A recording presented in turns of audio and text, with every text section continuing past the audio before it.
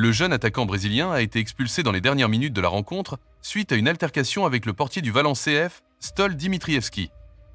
Ce dernier a bousculé Vinicius par derrière, un geste non sanctionné par l'arbitre César Sotogrado ni par la VAR. La réaction de Vinicius, bien que provocante, a conduit à une expulsion directe. Ce qui a particulièrement choqué, c'est l'absence d'intervention des arbitres sur l'action initiale de Dimitrievski, soulevant des questions sur la cohérence et l'équité des décisions arbitrales en Liga. Mais avant de poursuivre, n'oubliez pas de vous abonner et d'activer la cloche de notification pour ne rien rater de nos prochaines vidéos.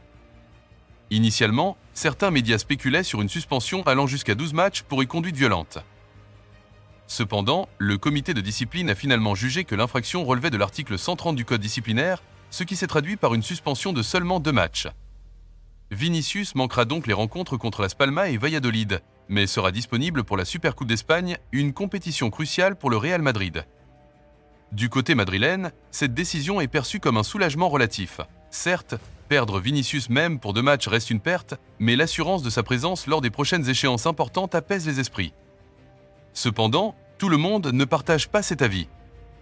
Le chroniqueur Cristóbal Soria, connu pour ses critiques acerbes envers le Real Madrid, a rapidement exprimé son mécontentement sur les réseaux sociaux. Il a laissé entendre que le club bénéficierait d'un traitement de faveur de la part des instances espagnoles, une accusation souvent répétée mais jamais prouvée. Ce qui interpelle, c'est que Soria et d'autres critiques semblent adopter une approche sélective.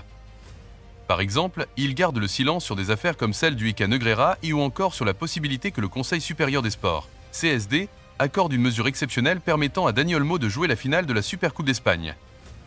Ces contradictions mettent en lumière une certaine partialité dans le traitement des controverses impliquant le Real Madrid. Pour Vinicius, cet épisode est une occasion de réflexion. Son talent est indéniable, mais son évolution en tant que joueur d'élite passe aussi par une meilleure gestion des émotions. Le Real Madrid, conscient de son potentiel immense, est déterminé à l'accompagner pour faire de chaque obstacle une opportunité de croissance. En tant que club, le Real Madrid a une longue histoire de résilience face aux controverses et critiques.